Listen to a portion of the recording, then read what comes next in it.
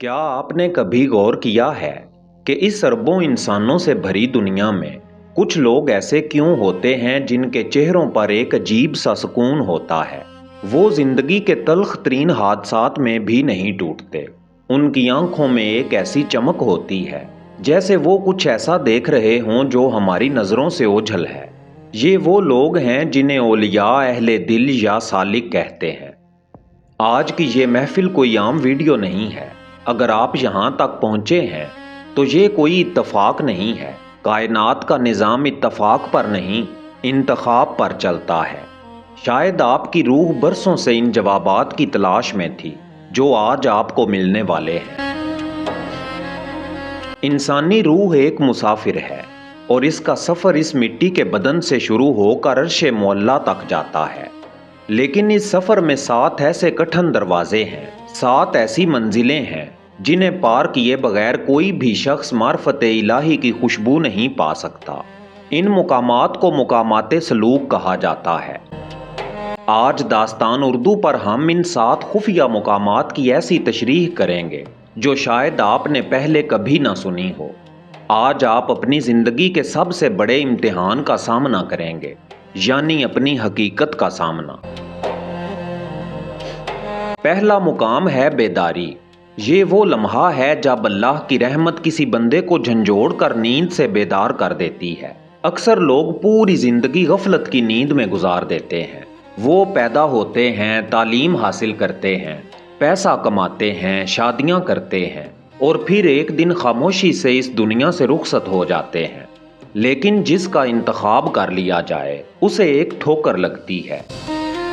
ये ठोकर किसी प्यारे की जुदाई से हो सकती है, किसी बड़े हादसे का सदमा हो सकता है, या महज आधी रात को उठने वाली एक टीस हो सकती है।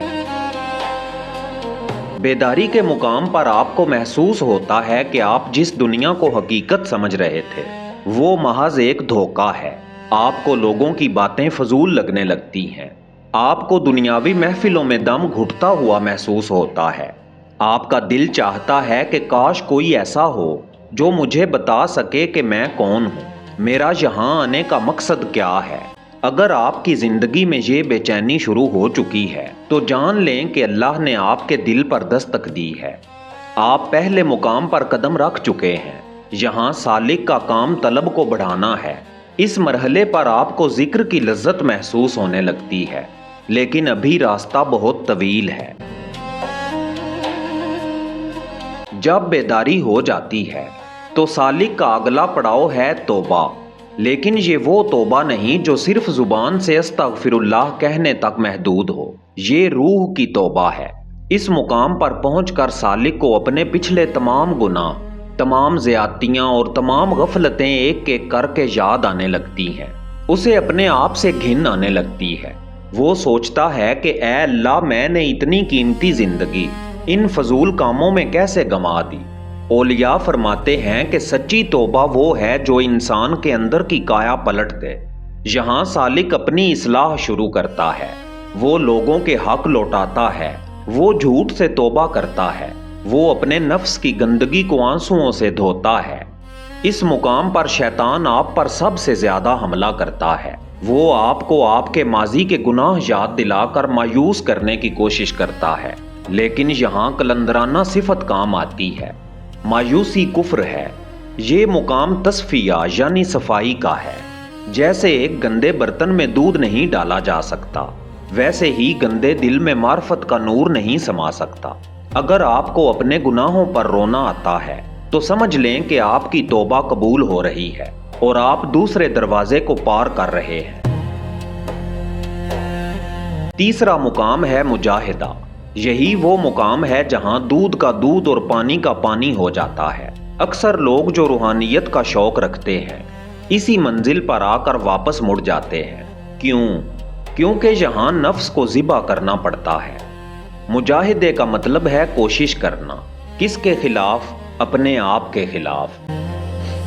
अल्लाह ताला ने इरशाद फरमाया, और जिन्होंने हमारे लिए मुजाहिदा किया हम ज़रूर उन्हें अपने रास्ते दिखाएंगे। इस मुकाम पर सालिक को अपनी नींद कुर्बान करनी पड़ती है। अपनी जुबान पर ताला लगाना पड़ता है। اور اپنے پیٹ کو قابو میں کرنا پڑتا ہے۔ یہاں آپ کا مقابلہ اپنی انا سے ہے۔ جب کوئی آپ کو گالی دے اور آپ خاموش رہیں، جب آپ کو غصہ آئے تو آپ پی جائیں، جب آپ کا دل نرم بستر چاہے اور آپ سجدے میں گر جائیں، یہ ہے مجاہدہ۔ فقیر وہ نہیں جو پہاڑوں میں جا کر بیٹھ جائے، فقیر وہ ہے جو دنیا کے ہجوم میں رہ کر اپنے نفس کو قابو میں رکھے۔ اگر آپ اپنی خواہشات کو اللہ کی رضا کے لیے قربان کرنا سیکھ رہے ہیں تو مبارک ہو، آپ مجاہدے کی وادی میں داخل ہو چکے ہیں۔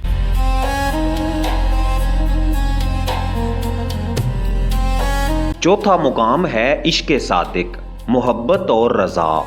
جب نفس تھک جاتا ہے اور روح غالب آ جاتی ہے تو چوتھا مقام شروع ہوتا ہے، محبت۔ اب مجاہدہ بوجھ نہیں رہتا، اب تہجد کے لیے اٹھنا تکلیف نہیں دیتا، بلکہ محبوب سے ملاقات کا شوق بن جاتا ہے۔ اس مقام پر سالک مقام رضا پر فائز ہو جاتا ہے۔ اس کا رب اسے جس حال میں رکھے وہ راضی رہتا ہے، وہ تکلیف میں بھی مسکراتا ہے، کیونکہ وہ جانتا ہے کہ یہ تکلیف بھی اس کے محبوب کی طرف سے ایک تحفہ ہے۔ یہاں پہنچ کر انسان کو کائنات کی ہر شے سے پیار ہو جاتا ہے، اسے ایک چیونٹی سے بھی اپنے رب کی ثنائی نظر آتی ہے۔ یہاں سالک کا دل عشق الہی کا مرکز بن جاتا ہے۔ اس مقام پر آپ کو لوگوں کی تنقید اور تعریف سے کوئی فرق نہیں پڑتا، آپ کی دنیا صرف آپ اور آپ کا رب بن جاتی ہے۔ پانچواں مقام حیرت کا ہے۔ یہ وہ مقام ہے جہاں سالک کی زبان گنگ ہو جاتی ہے اور عقل سجدے میں گر جاتی ہے۔ اولیاء فرماتے ہیں کہ جب اللہ اپنے بندے پر کائنات کے وہ اسرار کھولتا ہے جو عام آنکھ نہیں دیکھ سکتی تو بندہ ایک گہری حیرت میں ڈوب جاتا ہے۔ یہاں پہنچ کر آپ کو احساس ہوتا ہے کہ آپ جس علم پر فخر کرتے تھے وہ تو سمندر کے سامنے ایک قطرے کی بھی حیثیت نہیں رکھتا۔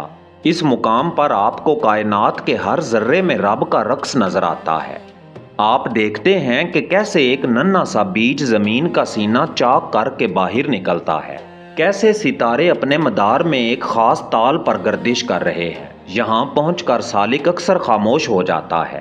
وہ بولنا چاہتا ہے لیکن اسے لفظ نہیں ملتے، وہ رونا چاہتا ہے لیکن اس کے آنسو خشک ہو جاتے ہیں۔ مولانا روم رحمت اللہ علیہ فرماتے ہیں، عقل وہاں تک لے جاتی ہے جہاں تک راستہ ہے، لیکن جہاں راستہ ختم ہوتا ہے وہاں سے عشق کا سفر شروع ہوتا ہے۔ اگر آپ کو اپنی زندگی میں ایسی کیفیات محسوس ہونے لگی ہیں کہ آپ کائنات کی وسعت دیکھ کر بے اختیار سبحان اللہ کہہ اٹھتے ہیں اور آپ کی عقل کام کرنا چھوڑ دیتی ہے تو مبارک ہو، آپ مقام حیرت کے مسافر ہیں۔ چھٹا مقام ہے فنا کا۔ یہ وہ مقام ہے جسے پانے کے لیے بڑے بڑے زاہدوں نے صدیاں گزار دیں۔ فنا کا مطلب ہے مٹ جانا۔ جیسے لوہا آگ میں پڑ کر آگ جیسا سرخ ہو جاتا ہے، وہ اپنی سختی کھو دیتا ہے اور آگ کی صفت اختیار کر لیتا ہے، ویسے ہی سالک کی اپنی مرضی، اپنی انا اور اپنی میں اللہ کی رضا میں فنا ہو جاتی ہے۔ یہاں سالک یہ نہیں کہتا کہ میں یہ چاہتا ہوں، بلکہ وہ کہتا ہے کہ جو میرا رب چاہے۔ اس مقام پر پہنچ کر انسان کی اپنی کوئی ہستی باقی نہیں رہتی۔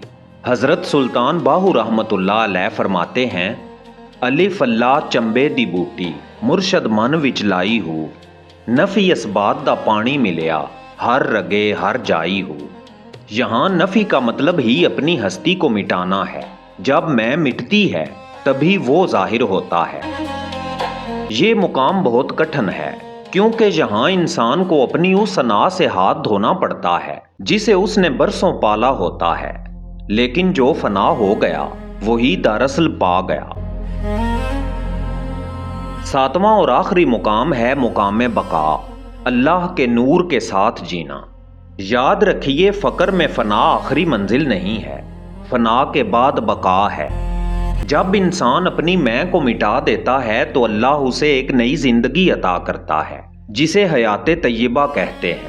بقا کے مقام پر پہنچ کر بندہ اللہ کے نور سے دیکھتا ہے، اللہ کی عطا کردہ قوت سے سنتا ہے اور اس کی زبان سے نکلا ہوا ہر لفظ اللہ کا حکم بن جاتا ہے۔ یہی وہ لوگ ہیں جنہیں دنیا ولی یا صاحب کرامات کہتی ہے، لیکن ان کے لیے کرامات کی کوئی اہمیت نہیں ہوتی۔ ان کے لیے سب سے بڑی کرامت اپنے رب کے ساتھ ہر لمحہ جڑے رہنا ہے۔ یہ وہ فقیر ہیں جو زمین پر چلتے ہیں تو فرشتے ان پر رشک کرتے ہیں۔ وہ دنیا میں ہوتے ہیں، کاروبار کرتے ہیں، گھر بار چلاتے ہیں، لیکن ان کا دل عرش معلیٰ سے بندھا ہوتا ہے۔ وہ بقا کے اس مقام پر پہنچ چکے ہوتے ہیں جہاں موت بھی ان کے لیے صرف ایک لباس بدلنے کا نام ہے۔ میرے بھائیوں اور بہنوں، یہ 7 مقامات کوئی کہانی نہیں، یہ وہ حقیقت ہے جس کے لیے ہمیں پیدا کیا گیا ہے۔ داستان اردو کا مقصد آپ کو صرف معلومات دینا نہیں، بلکہ آپ کی روح کو جھنجھوڑنا ہے۔ آج اپنے آپ سے پوچھیں، میں کہاں کھڑا ہوں؟ اگر یہ گفتگو آپ کے دل میں اتری ہے تو اسے ان لوگوں تک پہنچائیں جن کی روح پیاسی ہے۔ کمنٹس میں اپنا مقام اور اپنی رائے ضرور دیں، کیونکہ آپ کا ایک لفظ کسی دوسرے مسافر کے لیے مشعل راہ بن سکتا ہے۔